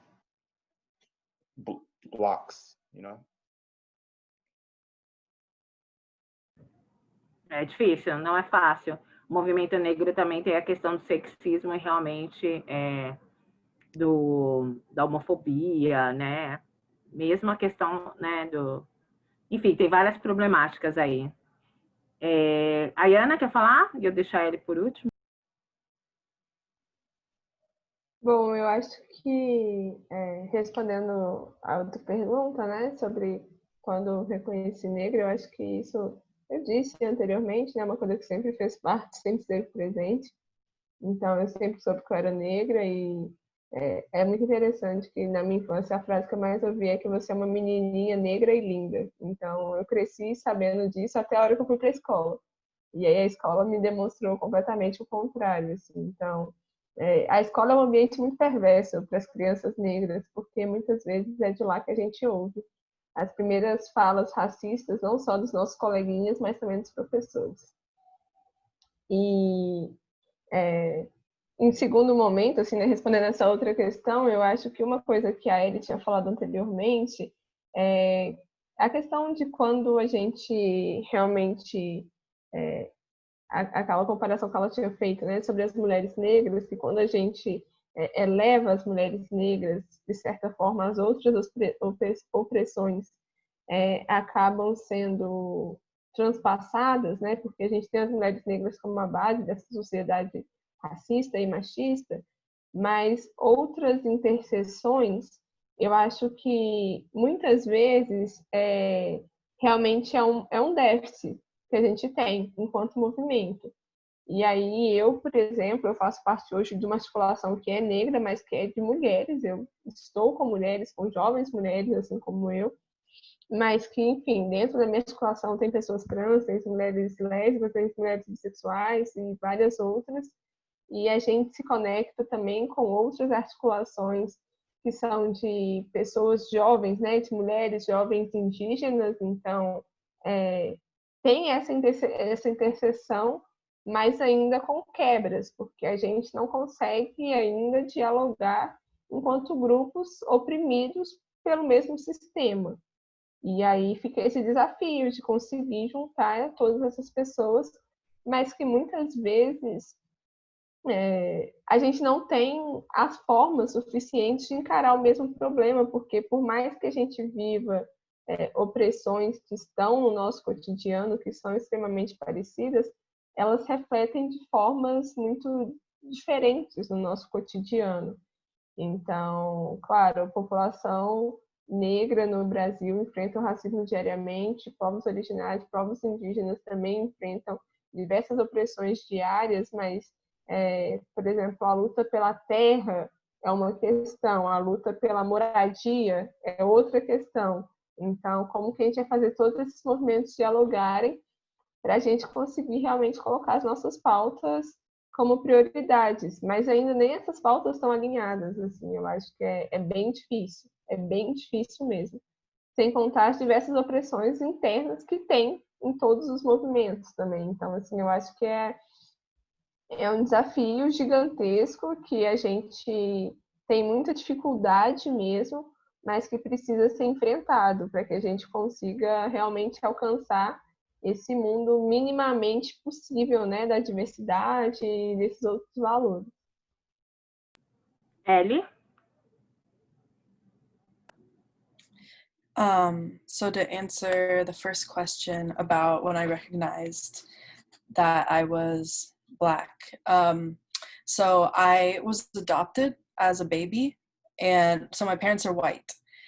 And so I was always, I always knew I was Black. Like I wasn't around Black people, so I didn't maybe understand the experience as much, but I always knew that I was different. So I think I have a different perspective than many Black people in the US, but adoption across races is really popular. Well, yeah, I would say it's getting even more popular now. I don't know if Annie wants to translate that first part or... A experiência dela é um pouco distinta porque ela foi adotada, os pais dela são brancas e a adotação cruzando raça é cada vez mais comum. Mm-hmm. Yeah, and I guess also in terms of that, I really kind of discovered more of the Black movement whenever I got to college. And to answer the second question about alliances across... Let me finish. I missed some of what you said now. Now I'm remembering what you... Então, ela, quando ela era jovem, ela entendia que ela era diferente, mas ela não foi se conscientizando durante o tempo. E foi quando ela entrou na faculdade que ela realmente começou a se identificar e entender a crítica e a análise negra. Did I get all of that part? I tuned out for a second. Sorry about that. No, it's okay. And the second question, I think that it's really important to create connections and alliances with other ethnic movements like Chicano movement, indigenous movement, but like similar to what Harmony said about the anti-Blackness, which kind of comes from the Afro-pessimist theory, Afro-pessimism. I don't know if that movement or that theory is really popular in Brazil yet, but that's something that I'm always thinking about, that there is always going to be an underlying anti-Blackness, even if people don't recognize it. And I think that does inhibit sometimes our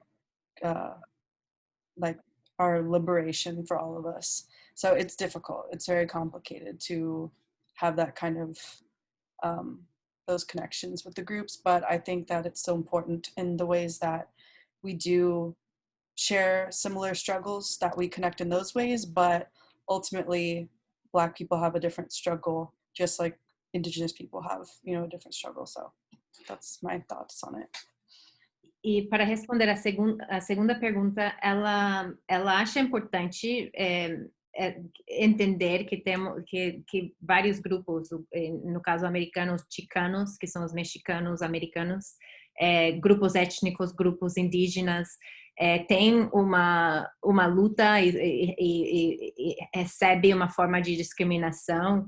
E então há semelhanças de algum sentido, mas que também é importante lembrar que a experiência negra a respeito à discriminação e a respeito à violência estrutural é única também, e que às vezes existe dentro desses outros movimentos uma anti-negritude que também tem que enfrentar.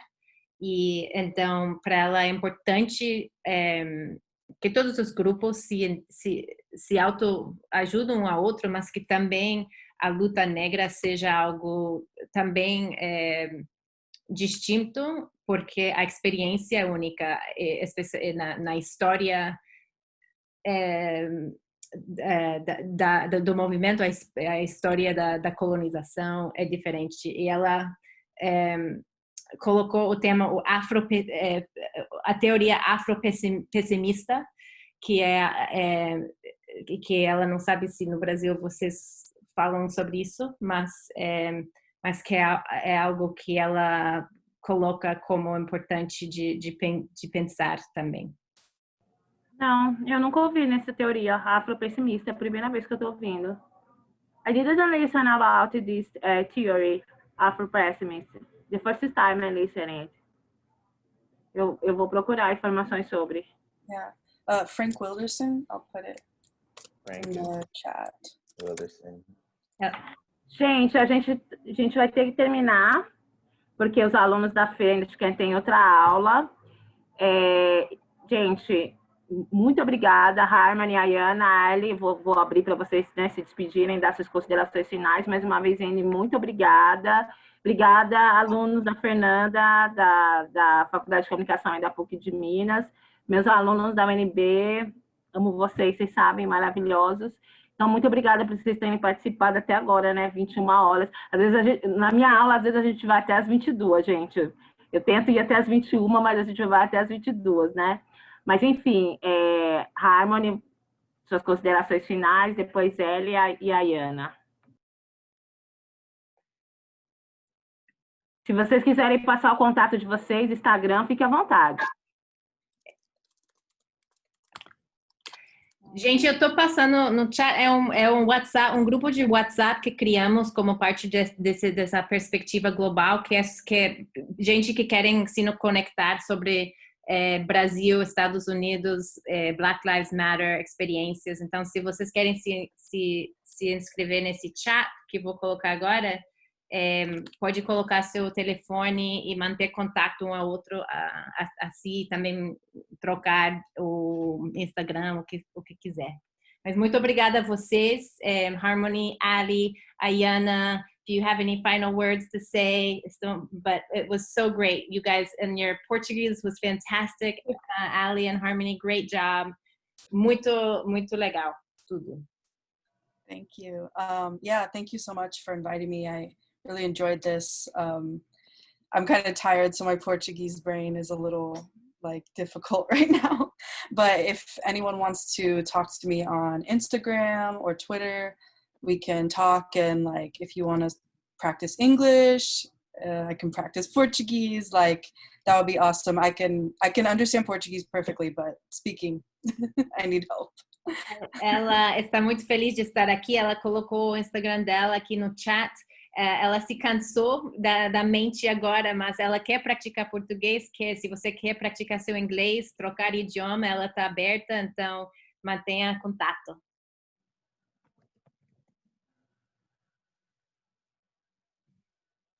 Hermany, agora? Sim, aí eu coloquei meu Instagram, eu não uso muito, então... Mas é lá, e também quero voltar para primeiro que acha sua liberação na minha liberação, e é isso como seja antirracista, né? Mas obrigado a todos, eu gostei da conversação e da discussão com vocês. Para quem quer praticar inglês, praticar português, discutir mais, estou aberto, né? Beleza. Viu, gente? Uma grande oportunidade para vocês fazerem trocas até no idioma. Ayana, obrigada, Harmony. Obrigada, Ellie. Thank you, Ayana. Bom, pessoal, também quero agradecer muito pelo convite. Acho que foram muitas possibilidades aqui nesse debate, mas que bom que a gente pôde falar sobre tantos assuntos diversos. Também deixei meu Instagram aqui, vou colocar também o Instagram da articulação que eu faço parte, para quem quer conhecer um pouco mais. E é isso, também estou aberta para o diálogo, para o que for possível de conversar. E, sei lá, se alguém quiser conversar mais alguma coisa, perguntar alguma coisa, ou então trocar algum tipo de informação, também estou aqui. Obrigada. Fê, pode falar, amiga. Pessoal, só tenho a agradecer a vocês pela oportunidade. Mais uma vez, Anne, muito obrigada, né, por viabilizar esse encontro. As iniciativas da Tulane são sempre extremamente importantes. Eu digo que eu me vi, assim como vocês, né, colocam sobre o momento em que se descobriram enquanto negras, eu acho que tanto eu quanto a Kelly, nós nos descobrimos enquanto latinas nos Estados Unidos, morando lá. Que incrível, né? A gente tem que sair do nosso país para a gente se reconhecer enquanto um igual, enquanto um próximo. Foi muito importante para mim essa vivência. Que bom a gente estar se vendo novamente, podendo, né, manter esses laços. Agradeço imensamente a Ayana, minha querida, foi minha bolsista no projeto na UFMG, é uma militante, uma pessoa que eu admiro. Harmony e Ellie, um prazer enorme conhecer vocês, poder discutir com vocês. Minha grande amiga, pesquisadora que eu admiro tanto, Kelly, obrigada mais uma vez pelo convite. E a todos vocês, alunos, né, da Kelly, da UNB, de New Orleans, da Tulane, e os meus alunos amados da PUC, obrigada por vocês estarem aqui, pela paciência, né, pela participação. Foi um grande prazer. Pena a gente ter que acabar agora, mas foi muito positivo. Eu saio daqui engrandecida dessa discussão. Um beijo para todo mundo. Tchau, boa noite. Obrigada, boa noite, fiquem bem. Thank you, Harmony, good night. Tenha uma boa semana. Have a good night. E estamos abertos para as novas parcerias, tá bom? Obrigada, Ayana, obrigada, Harmony, Ellie. Gente, muito obrigada, boa noite, obrigada, Fê. Tchau, gente, semana